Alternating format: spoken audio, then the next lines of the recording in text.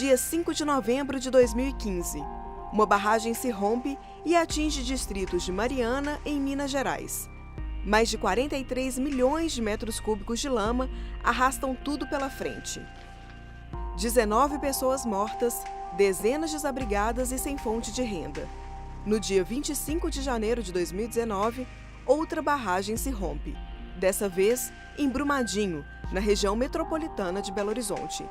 Cerca de 12 milhões de metros cúbicos engolem centenas de pessoas. Mais de 200 corpos já foram encontrados. Quase 100 ainda estão desaparecidos. A atividade que está no nome do Estado e gera riqueza, também gera medo. O que nos resta é cobrar mudanças. E essas mudanças podem chegar, entre outras formas, por meio de avanços tecnológicos. A gente tem algumas tecnologias no mercado que o custo dela é bem razoável para dentro da empresa comparado ao ativo dela.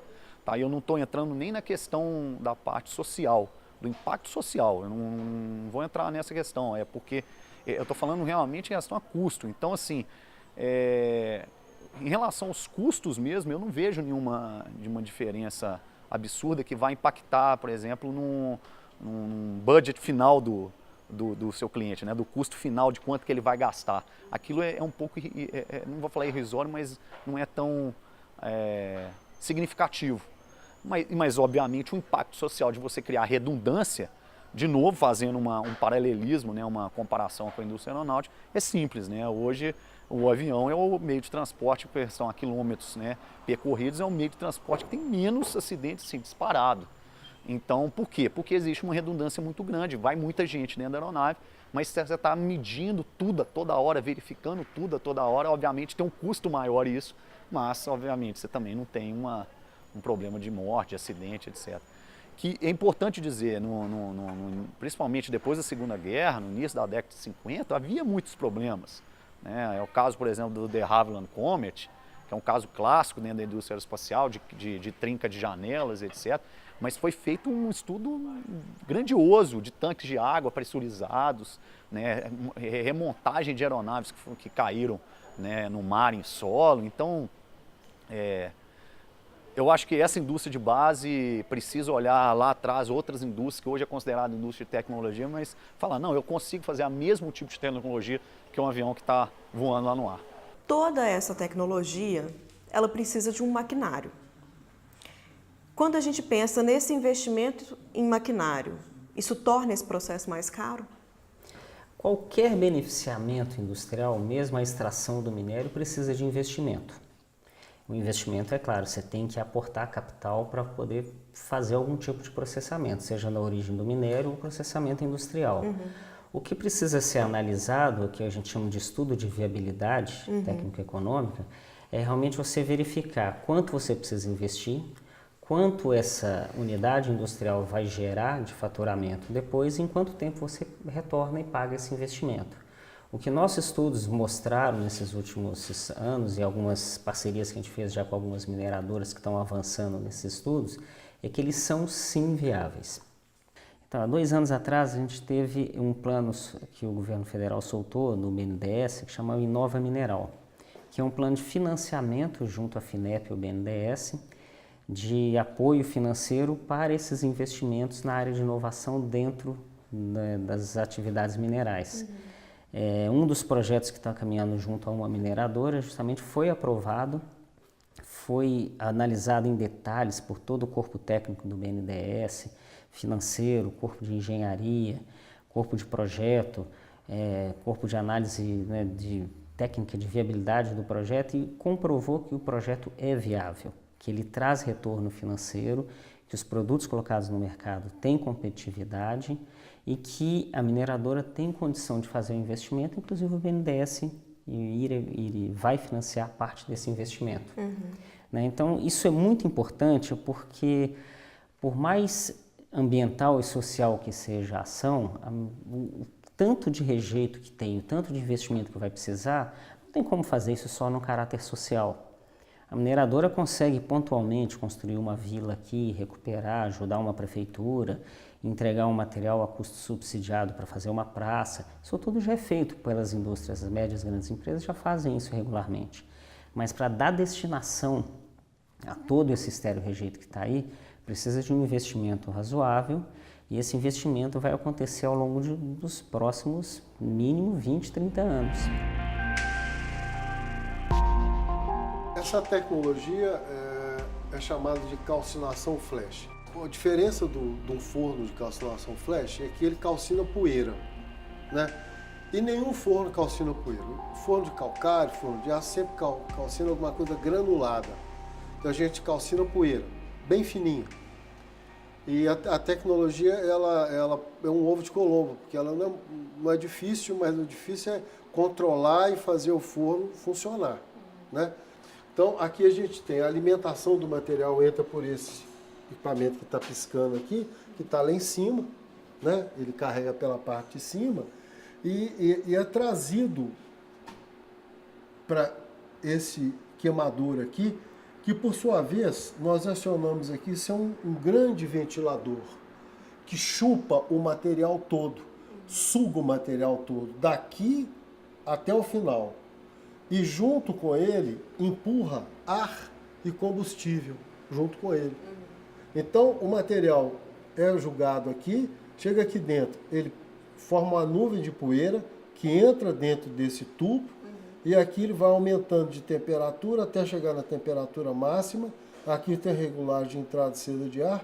Aqui sai um primeiro produto, aqui sai dois produtos diferentes. Aqui, por exemplo, está saindo pozolana, aqui sai areia e minério de ferro no nosso trabalho. E aí, o que vai sair vai depender da temperatura? Sim, é isso? Eu vou estudar primeiro qual a temperatura que eu quero para ter a reatividade da pozolana e a cor do minério de ferro. O minério de ferro pode variar aí de ocre até preto, dependendo da temperatura.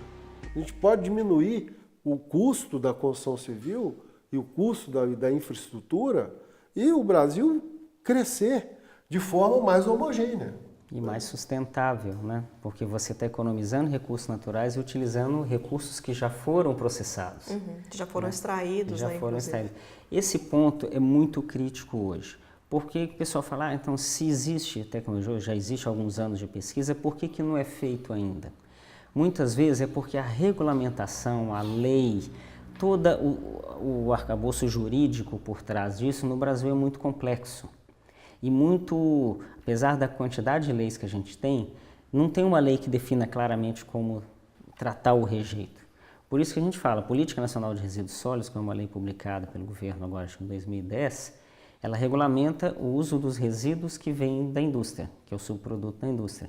Mas ele não classificou o resíduo da mineração, que tem a mesma característica e também tem destinações possíveis tecnicamente.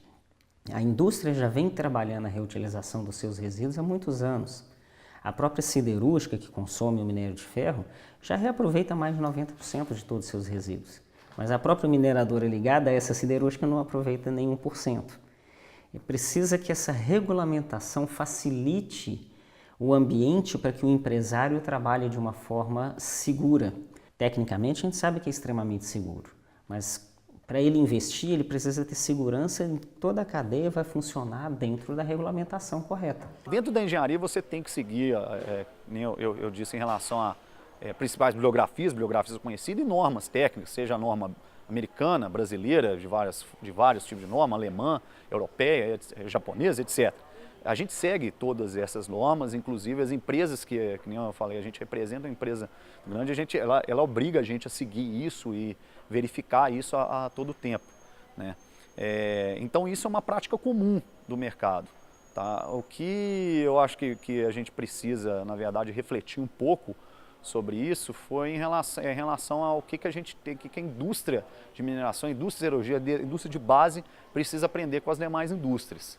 Né? Existem outros itens, né, que são utilizados de outras formas, né? Por exemplo, na indústria aeronáutica, que eu conheço bem, que eu não sei se, né, a gente teria o mesmo tipo de acidente se fossem criadas normas já rígidas, diferenciais para poder monitorar barragem ou outros ativos, né, de empresas. Por exemplo, uma coisa que eu já conversei com muita gente, eu defendo muito, é a questão da redundância, tá, de medição. tudo bem que você tem uma grande barragem, né, no caso de barragem, já que é o que a gente está discutindo mais, você tem uma grande barragem e aquilo ali, você tem vários pontos de medição distribuídos naquela área de barragem, ok? Mas cada área, digamos que ela é dividida ali em uma mini área, ok? E normalmente dentro dessa mini área, tá, não são todas, existem várias empresas que fazem isso, mas há uma quantidade razoável de empresas faz naquela mini área que ela determinou um tipo de medição, tá? E aí se faz uma calibração, tudo correto, etc. E o que ele está fazendo ali errado? Não, a norma fala que ele tem que medir, ele está medindo.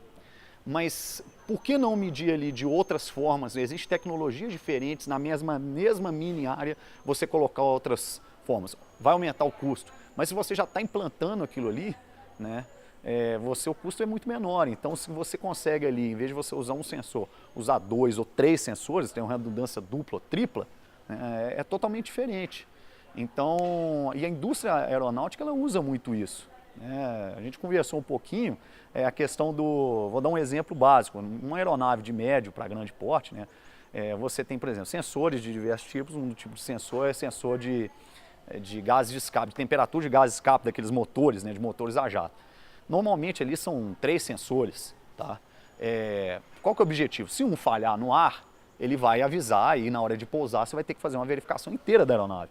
Mas se ele falhar em solo ou na hora que ele estiver correndo para uma decolagem, né, ele vai parar, ele vai abortar porque ele não pode decolar sem 3 sensores. Então eu acho que isso é uma coisa, questão de norma, né, norma regulamentatória. A gente pode dar outros exemplos dentro da indústria aeronáutica, por exemplo, no caso de trem de pouso de aeronave, de pouso, durante várias décadas se deveria calcular diversos tipos de pouso que o avião poderia fazer. Tá? E você tinha que mostrar aquilo ali para o órgão certificador, para ele certificar a sua aeronave. Há um tempo atrás, eles tiraram isso e falaram, você precisa me provar que ele adequa a todos os pousos. Mas por que eles tiraram? Né? Um dos motivos, sem dúvida nenhuma, é que depois de décadas com aquele know-how, com aquele conhecimento absurdo de todas as empresas, inclusive dos certificadores e dos engenheiros, você pode começar a abrir um pouco mais, porque aí sim vem a inovação, vem a capacidade de fazer a coisa, já sabe fazer bem feito, então vamos fazer bem feito e um pouco melhor. Né? Eu acho que é isso que está faltando na indústria de base. Tá? E a gente vê isso no Brasil. Se a gente começasse a fazer as coisas com maior redundância, abriria, obviamente aumentaria o custo, mas abriria a possibilidade de novas tecnologias também.